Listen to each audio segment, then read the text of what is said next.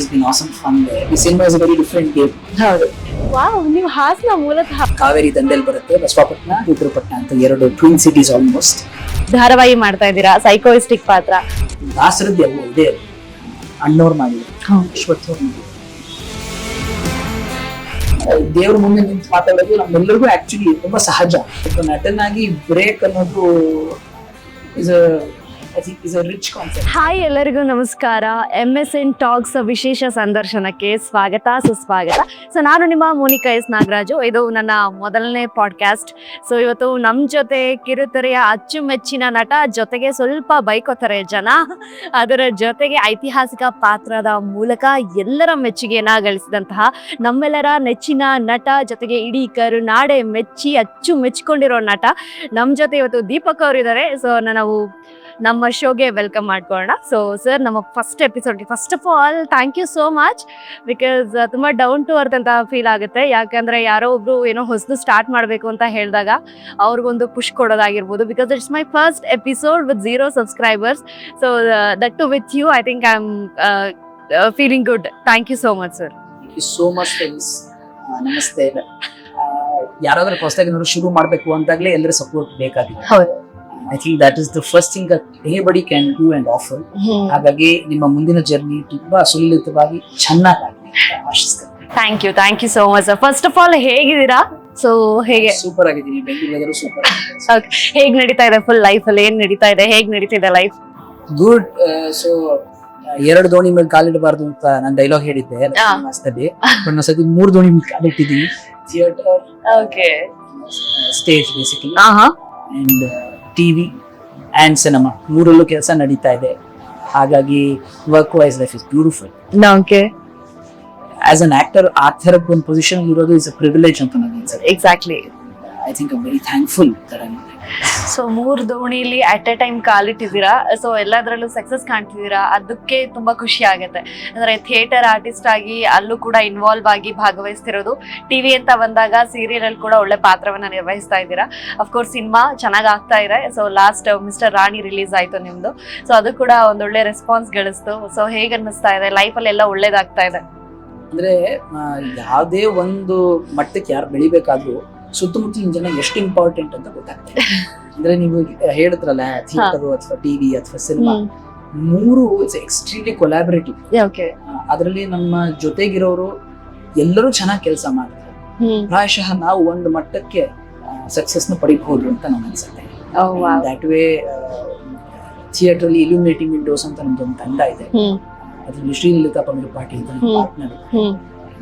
ನಮ್ಮ ಇಡೀ ಬಳಗ ಏನಿದೆ ಇಲ್ಯುಮಿನೇಟಿಂಗ್ ವಿಂಡೋಸ್ ಎಲ್ಲ ಅವಿರತವಾಗಿ ನಾಟಕಗಳನ್ನು ಮಾಡಬೇಕು ಅನ್ನೋ ಆಸೆ ಇಟ್ಕೊಂಡು, ಕಲಿಕೆ ಮಾಡಬೇಕು ಅನ್ನೋ ಆಸೆ ಇಟ್ಕೊಂಡು ಕೆಲಸ ಮಾಡ್ತೀವಿ. So it is been awesome fun day.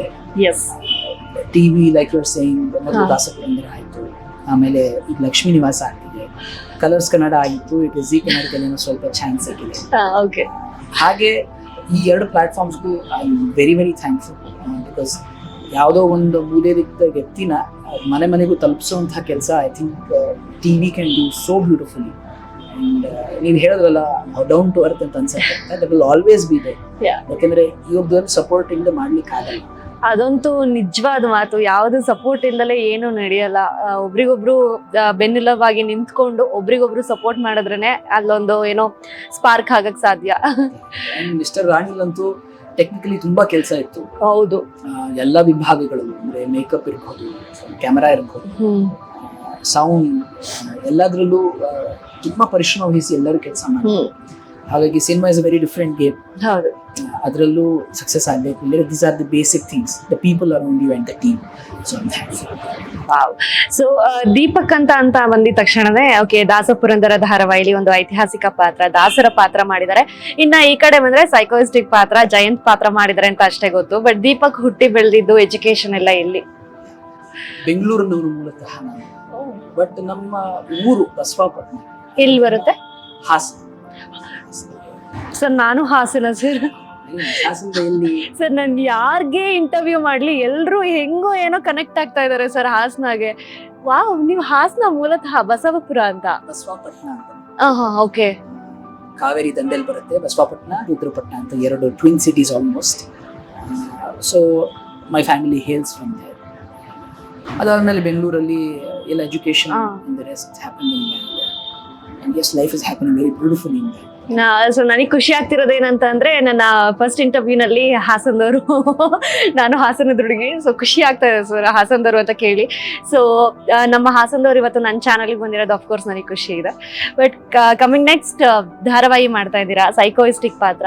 ಎಷ್ಟು ಸೈಕೋಯಿಸ್ಟಿಕ್ ಅಂದ್ರೆ ಇಡೀ ಕರುನಾಡೆ ಬೈಕೊಳ್ಳೋ ಪಾತ್ರವನ್ನ ಮಾಡ್ತಿದ್ದೀರಾ. ಅಂದ್ರೆ ಇವಾಗ ಹೆಂಗಾಗುತ್ತೆ ಅಂತಂದ್ರೆ ಹೀರೋ ಅಂತ ಅಂದಿದ ತಕ್ಷಣ ನಮ್ಗೆ ಹೆಂಗಿರುತ್ತೆ, ಒಂದು ಇಮ್ಯಾಜಿನೇಷನ್ ಇರುತ್ತೆ, ಸಿಕ್ಕಾಪಟ್ಟೆ ಹ್ಯಾಂಡ್ಸಮ್, ಒಳ್ಳೆ ಪ್ರೀತಿ ಮಾಡ್ತಾರೆ, ಹೀರೋಯಿನ್ ಪ್ರೀತಿ ಮಾಡ್ತಾರೆ, ಒಂದು ಫೇರಿ ಟೈಲ್ ಅನ್ನೋ ತರದೆಲ್ಲ ಇಮ್ಯಾಜಿನೇಷನ್ ಇರುತ್ತೆ. ಅದೆಲ್ಲ ಮೀರಿ ಒಂದು ಔಟ್ ಆಫ್ ಬಾಕ್ಸ್ ಪಾತ್ರನೇ ಜಯಂತ್ ಪಾತ್ರ. ಸೊ ಜಯಂತ್ ಪಾತ್ರಕ್ಕೂ ಮುಂಚೆ ದಾಸಪುರಂದರ. ಸೊ ಎಷ್ಟು ಹೆಂಗ್ ಸ್ವಿಚ್ ಅಂದ್ರೆ ಅದು ಮ್ಯಾಸಿವ್ ಸ್ವಿಚ್ ಅಂತ ಹೇಳ್ಬೋದು. ಹಿಂಗ್ ತೆಗೆದು ಹಿಂಗ್ ನೋಡೋ ಹೊತ್ತಿಗೆ ಒಂದು ಸೈಕೋಸ್ಟಿಕ್ ಪಾತ್ರ ಮಾಡ್ತಿದಾರ ಫ್ರಮ್ ಐತಿಹಾಸಿಕ ಅಂತ ಬಂದಾಗ. ಸೊ ಅದಕ್ಕೆ ಪ್ರಿಪರೇಷನ್ ಅಂತೂ ಸಿಕ್ಕಾಪಟ್ಟೆ ಬೇಕಾಗತ್ತೆ.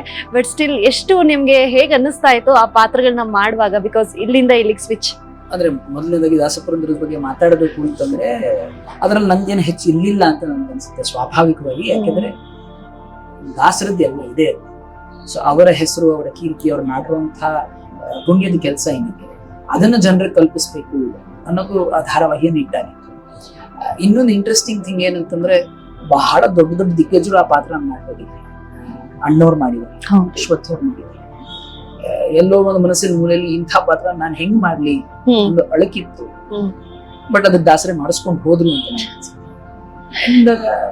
ಪರಿಶ್ರಮ ಅನ್ನೋದು ಎಲ್ಲ ಕ್ಯಾರೆಕ್ಟರ್ಗೂ ಇರುತ್ತೆ. ಒಂದು ಕ್ಯಾರೆಕ್ಟರ್ನ ಅರ್ಥ ಮಾಡ್ಕೊಳ್ಳೋ ರೀತಿ ಏನು, ಅದಕ್ಕಾಗಿ ಏನು ನಾವು ಪ್ರಿಪರೇಷನ್ ಮಾಡ್ಕೋಬೇಕು ಹೇಳಿ, ಅದನ್ನೆಲ್ಲ ನಾನು ಸಾಕಷ್ಟು ಮಟ್ಟಿಗೆ ಮಾಡೋ ಪ್ರಯತ್ನ ಮಾಡಿದೆ. ನಿಮ್ಮ ಫಸ್ಟ್ ಡೆಬ್ಯೂ ಅಲ್ಲ ಸರ್ ಇದು ಸೀರಿಯಲ್ ಕನ್ನಡ?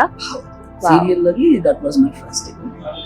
ಅಂತ ಪಾತ್ರ ವೆರಿ ಬಿಗ್, ವೆರಿ ಹ್ಯೂಜ್, ಅದು ತುಂಬಾ ದೊಡ್ಡದು.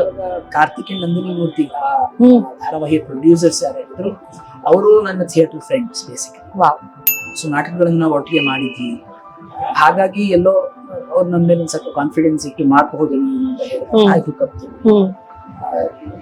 I think one of the biggest journeys of my life happened because of that. ಹೊರಮುಖವಾಗಿ ಜಗತ್ತನ್ನ ನೋಡೋದೇನು, ಒಳಮುಖವಾಗಿ ನೋಡೋದೇನು ಅನ್ನೋದನ್ನ ಪ್ರಾಕ್ಟಿಕಲ್ ಆಗಿ ಒಂದು ಹಂತಕ್ಕೆ we have to be able to show the audience. And Srinivas ನಾಯಕನ ಸಣ್ಣ ವಯಸ್ಸಿನ ವಯೋಮಾನದ ಒಂದು ಏನ್ ಪಾತ್ರ ಇದೆ ಆ ಭಾಗವನ್ನ ಬೇರೆ ಬೇರೆ ಕಂಟೆಂಟ್ ಎಕ್ಸ್ಪ್ಲೋರ್ ಮಾಡಿರ್ಲಿಲ್ಲ ವಿಜುವಲ್. ದಾಸರ ಆದ್ಮೇಲಿನ ಸೆಕ್ಷನ್ ಅನ್ನ ಹೆಚ್ಚು ಎಕ್ಸ್ಪ್ಲೋರ್ ಮಾಡುವಂಥದ್ದು ಸುಮಾರು ಜನ ಮಾಡಿದ್ರು. ಸೊ ಅದರ ಜರ್ನಿ ಹೇಗಿರ್ಬೋದು ಅಂತ ಯೋಚನೆ ಮಾಡಿದಾಗ it's a very interesting thing. ಹಾಗಾಗಿ it was very very beautiful for me experience. So by the way ದಾಸರ ಪಾತ್ರ ಮಾಡಿರೋದ್ರಿಂದ ಅವ್ರದ್ದೊಂದು ಡೈಲಾಗ್ ಏನಾದ್ರು ನೆನಪಿದ್ರೆ ಆ ಸೀರಿಯಲ್ ಅಲ್ಲಿ ಮಾಡಿರೋದೇನಾದ್ರು ಸೊ ಸಣ್ಣ ತುಣುಕುನ ನಾವು ಪಡಿಬಹುದಾ? ಬಿಕಾಸ್ ನಮ್ ಪಕ್ಕದಲ್ಲೇ ಇವಾಗ ದಾಸಪುರಂದರ ಮಾಡಿರೋ ಒಬ್ಬ ಒಳ್ಳೆ ನಟನ ಹಾಗಾಗಿ ಡೈಲಾಗ್ ಒಂದು ಸಣ್ಣ ತುಣುಕು ಆತರ ಸಡನ್ ಆಗಿ I am not able to remember a dialogue. Okay, but all said and done ಆ ಪಾತ್ರಕ್ಕೆ ಎಸ್ಪೆಷಲಿ ಮೊನೋಲಾಗ್ ಸೀನ್ಸ್ ಇರೋದು, ಹೌದು, ದೇವರ ಮುಂದೆ ನಿಂತು ಮಾತಾಡುವಂತ ಕೆಲವು ಸೀನ್ಸ್ ಇರೋದು, ಅದಕ್ಕೆ ಪ್ರಾಯಶಃ ನಾನು ಎಲ್ಲದಕ್ಕಿಂತ ಹೆಚ್ಚು ಪ್ರಿಪೇರ್ ಆಗಿದ್ದೆ. ಯಾಕೆಂದ್ರೆ ದೇವ್ರ ಮುಂದೆ ನಿಂತು ಮಾತಾಡೋದು ನಮ್ಮೆಲ್ಲರಿಗೂ ಆಕ್ಚುಲಿ ತುಂಬಾ ಸಹಜ. ಅಂದ್ರೆ ಯಾರು ಇಲ್ಲದೆ ಇರುವಾಗ ನಾವು ಮಾತಾಡ್ಕೊಳ್ತೀವಿ. ಕರೆಕ್ಟ್. ಆ ಮಾತುಗಳನ್ನ ಬಹಿರಂಗವಾಗಿ ತರಬೇಕು ಅಂದಾಗ ಆ ಒಂದು ಸ್ಪಂದನೆ ಕಾಣಬೇಕು ಅನ್ನೋದಕ್ಕೆ. So I really love those scenes especially. ಇನ್ಯಾವತ್ತೂ ಸಿಕ್ಕಾಗ ಗ್ಯಾಪ್ ಸೂಪರ್ ಸರ್. ಪರವಾಗಿಲ್ಲ, ಬಿಕಾಸ್ ಅಂತ ಪಾತ್ರಗಳನ್ನ ಮಾಡೋದೇ ಒಂದು ಅದ್ಭುತ. ಸೊ ಆ ತರದ್ರಲ್ಲಿ ನೋಡಕ್ ಹೋದ್ರೆ ಯು ಆರ್ ಬ್ಲೆಸ್ಡ್. ಸೊ ಆ ಪಾತ್ರ ಮಾಡಿದೀರಾ. ಸೊ ಅದಾದ್ಮೇಲೆ ಬಂದಿದ್ದೆ ನಿಮ್ಗೆ ಲಕ್ಷ್ಮೀ ನಿವಾಸ ಜಯಂತ್ ಪಾತ್ರ. ಸೊ ಎಷ್ಟು ಬ್ರೇಕ್ ತಗೊಳ್ರಿ ದಾಸಪುರಂದರ ಧಾರಾವಾಹಿ ಆದ್ಮೇಲೆ? ಸೊ ಒಬ್ಬ ನಟನಾಗಿ ಬ್ರೇಕ್ ಅನ್ನೋದು is I think is a rich concept. Okay, it's a very privilege concept. Okay, ಆ ತರ ಬ್ರೇಕ್ ತಗೊಂಡು ಜೀವನ ಮಾಡೋದು ಕಷ್ಟ. That is the truth. Okay, and that is the preparation of an actor. ಅಂದ್ರೆ ನಟರಾಗಿ ನಾವು ಪ್ರಿಪೇರ್ ಆಗೋದೇ ಅದಕ್ಕೆ. ಈಗ ನನಗೂ ಅಥವಾ ಬೇರೆ ಯಾರೋ ಕಾಮನ್ ಮ್ಯಾನ್ಗೂ ಏನು ವ್ಯತ್ಯಾಸ?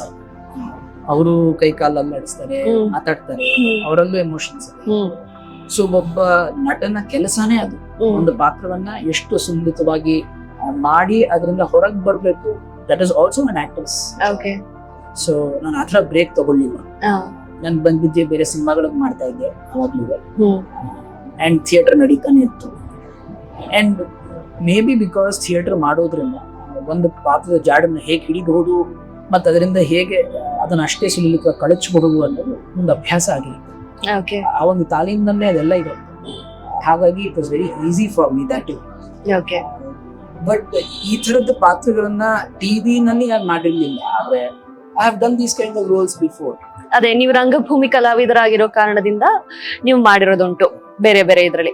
ಬಟ್ ಇದು ಜಯಂತ್ ಪಾತ್ರನ ಡಿಸೈನ್ ಮಾಡಿದ್ದು ಅಥವಾ ಈ ಜಯಂತ್ ಪಾತ್ರ ನಿಮ್ಗೆ ಹೇಳುವಾಗ ಈ ತರ ಇರುತ್ತೆ ಅಂತ ಹೇಳಿದ್ರ ಮುಂಚೆ ನಿಮ್ಮ ನಿರ್ದೇಶಕರು, ಹೀಗೆ ಹೋಗುತ್ತೆ ಈ ವೇನಲ್ಲೇ ಹೋಗುತ್ತೆ ಅನ್ನೋ ತರ ಹೇಳಿದ್ರ? ಬಟ್ ಇದು ಮುಖ್ಯ ಪಾತ್ರ at end of the day ಈ ರೀತಿ ಇದು ಡಿಫೈನ್ ಆಗುತ್ತೆ ಜಯಂತ್ ಪಾತ್ರ ಅಂತ. ಅಂದ್ರೆ ಇದಕ್ಕೆ ಫಸ್ಟ್ ನಾನು ಆಡಿಷನ್ ಹೋದಾಗ ಮಧುಸೂದನ್ ಸರ್ ಆಕ್ಚುಲಿ ನಮ್ಮ ಮುಂಚೆ ದಾಸಪುರಂದಲ್ಲಿ ಡೈರೆಕ್ಟ್ ಮಾಡಿದ್ರು. ರೆಫರೆನ್ಸ್ ಮೂಲಕ ಹೋಗಿದ್ದೆ. ಯಾವ್ದೋ ಒಂದು ಟೆಕ್ಸ್ಟ್ ಬಂದಿತ್ತು, ಈ ತರ ಆಡಿಷನ್ ಇದೆ ಅಂತ ಅವ್ರು ಕಳ್ಸಿದ್ದಾದ್ಮೇಲೆ ಅದ್ರಲ್ಲಿ ಸೈಕಿಕ್ ಕ್ಯಾರೆಕ್ಟರ್ ಅಂತ. ಓಕೆ ಸೈಕಿಕ್ ಕ್ಯಾರೆಕ್ಟರ್ ಅಂದ್ರೆ ಮುಂದೆ ಏನ್ ನಡೆಯುತ್ತೆ ಅನ್ನೋದನ್ನ ತಿಳ್ಕೊಳ್ಳೋಂತ ಕ್ಯಾರೆಕ್ಟರ್. ಸೊ ನಾನು ಯಾವ್ದೋ ಶೆರ್ಲಾಕ್ ಹೋಮ್ಸ್ ತರ ಇರುತ್ತೇನೋ ಅಥವಾ ಏನೋ ಡಿವೈನ್ ಆಗಿ ಏನೋ ಗೊತ್ತಾಗ್ಬಿಡುತ್ತೇನೋ ಮುಂದೆ ನೀವೆಲ್ಲ ಪ್ರಿಪೇರ್ ಆಗಿ ಹೋಗಿದ್ದೆ. ಅಲ್ಲಿಗೆ ಹೋದ್ಮೇಲೆ ನನಗೆ ಗೊತ್ತಾಯ್ತು ಅದು psychotic. Okay so psychic psychotic ತುಂಬಾ ವ್ಯತ್ಯಾಸ ಇದೆ.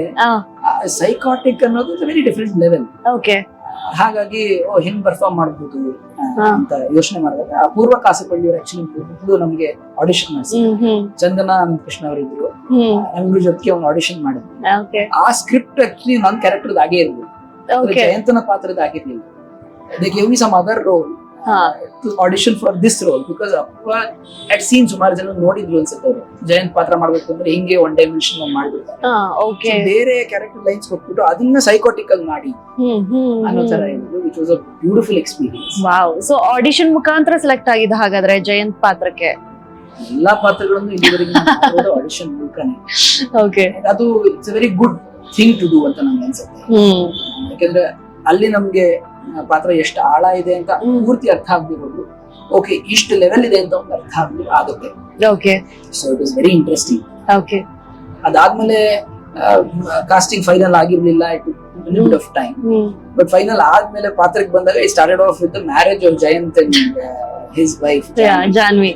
ಸೊ ಅಲ್ಲಿಂದ ಶುರುವಾಯ್ತು and it was very interesting. Character ನ ಹೆಂಗ್ ತಗೊಂಡು ಹೋಗ್ತಿದ್ದಾರೆ, ರೈಟಿಂಗ್ ಪವರ್ಫುಲ್ ಆಗಿದ್ರೆ ಅದರ ಮೇಲೆ ನಟರೇನಾದ್ರು ಕೆಲಸ ಮಾಡ್ಬೋದು. Okay, you tell me sir, ಇವಾಗ ಜಯಂತ್ ಪಾತ್ರವನ್ನ ಬೈಕೊಳ್ತಿದಾರೆ ಅಂತ ಅಂದ್ರೆ ಅದು ನೀವು ಪಾತ್ರ ಅಚ್ಚುಕಟ್ಟಾಗಿ ಮಾಡ್ತಿದ್ದೀರಾ ಅಂತ. ಬಟ್ ನಿಜವಾಗ್ಲೂ ಹೇಳಿ, ನಿಮಗೆ ಬೇಜಾರ್ ಆಗ್ತಿರ್ಲಿಲ್ವಾ ಜಯಂತ್ ಪಾತ್ರನ ಜನ ಬೈಕೊಂಡಾಗ? ಅಯ್ಯೋ ಏನಪ್ಪಾ. ಇಲ್ಲ, ಬೇಜಾರ್ ಆಗಲ್ಲ. ನಟರಾಗಿ ನಮಗ್ ಗೊತ್ತು ನಾವ್ ಅದಲ್ಲ. ಹೌದು, ಒಂದು ಕ್ಲಾರಿಟಿ ಇಲ್ಲ ಅಂತಂದು ನಾವ್ ಕೆಲಸ ಮಾಡ್ಲಿಕ್ಕೆ ಆಗಲ್ಲ. ಈಗ ಯಾವ್ದೋ ಒಂದ್ ನಾಟಕದಲ್ಲಿ ಇನ್ನೇನೋ ಇನ್ನೂ ಉತ್ಪ್ರೇಕ್ಷೆ ಆಗಿರುವಂತಹ ಕ್ಯಾರೆಕ್ಟರ್ಸ್ ನಾವು ಪ್ಲೇ ಮಾಡಿರ್ತೀವಿ. ಅದೊಂದು ಮಾತ್ರಕ್ಕೆ ನಾವ್ ಅದಲ್ಲ. ಆ ಗ್ಯಾಪ್ ಏನಿದೆ ಅನ್ನೋದನ್ನ ಅರ್ಥ ಮಾಡ್ಕೊಳ್ಳೋದೇ ಒಬ್ಬ ನಟನ ಕೆಲಸ. ಅರ್ಥ ಮಾಡ್ಕೊಂಡು ಆ ಗ್ಯಾಪ್ ನ ಫಿಲ್ ಮಾಡ್ಬೇಕು.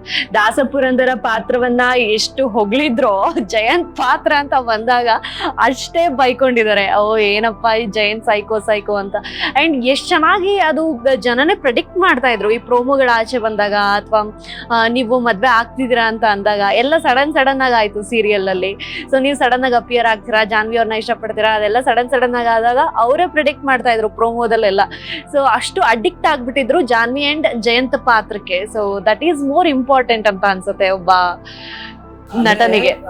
ಇನ್ನೊಂದೇನು, ಸೀರಿಯಲ್ ಅನ್ನೋದು ಪ್ರತಿಜ್ಞಾನೂ ಮನೆ ಆ ಒಂದು ಕೆಮಿಸ್ಟ್ರಿ ಏನಿದೆ ಈ ನಟರ ಮಧ್ಯೆ, ಅದು ತುಂಬಾ ಇಂಪಾರ್ಟೆಂಟ್ ಆಗುತ್ತೆ.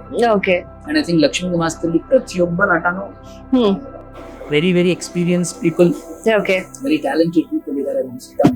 ಓಕೆ ಸರ್, ತುಂಬಾ ಚೆನ್ನಾಗಿ ಮೂಡ್ ಬಂತು. ರೆಸ್ಪಾನ್ಸ್ ಇಲ್ಲ ಅಂದ್ರೆ ಜಯಂತನ್ character will not work. So big thank you to Chandra.